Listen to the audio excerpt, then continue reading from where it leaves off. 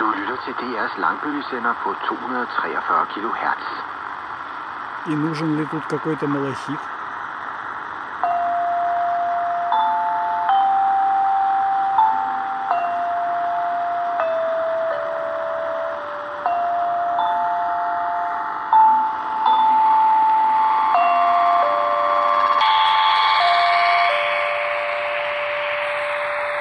Тоже неплохо. Du lytter til DR's langbølgesender på 243 kHz. Og lidt sender vi vejrmelding fra DMI. Efter vejrmeldingen sender vi radioavis fælles med P1.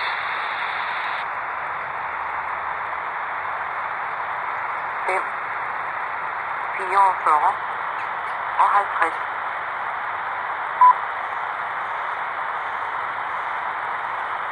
5, 45 og 0. Goddag. Her er vejrmeldingen fra Danmarks Meteorologiske Institut. Mandag den 23. oktober 2023 udsendt kl. 3:28. Der er kulingvarsel for fiskere i Fiskebugt.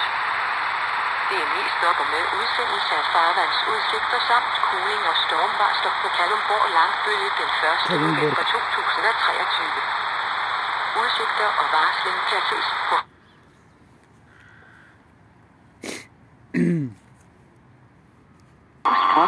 farvandsudsigter og på engelsk på http://www.dmi.dk/protein-english/ oversigt. Et lavtryk 988 hektopascal over Skotland bevæger sig mod nord. Fronter med regn og byer over Danmark og farvandene bevæger sig mod øst og nordøst. Derimellem perioder med dis og tåge.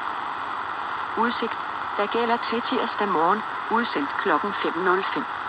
Skyder med enkelte byer, men stedvis også lidt eller nogen sol. Temperaturer mellem 8 og 12 grader. Svag til jævn vind fra vest og nordvest, senere fra skiftende retninger, ved kysterne stedvis frisk vind.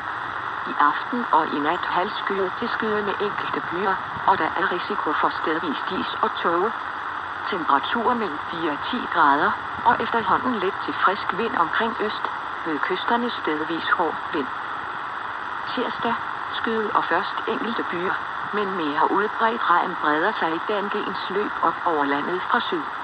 Temperaturer mellem 9 og 12 grader, og let til frisk vind omkring øst, ved kysterne stedvis op til hård vind.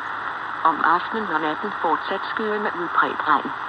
Temperaturer mellem 6 og 11 grader, og jævn til hård vind fra øst og nordøst, ved kysterne stedvis op til kuling, men længst mod syd svag til frisk vind omkring syd. Onsdag, skyet med regn de fleste steder. Temperaturer mellem 7 og 12 grader, og jævn til hård vind omkring øst, ved kysterne stedvis op til kuling, mod syd svag til frisk vind omkring sydøst. Om aftenen og natten skyet og fortsat regn.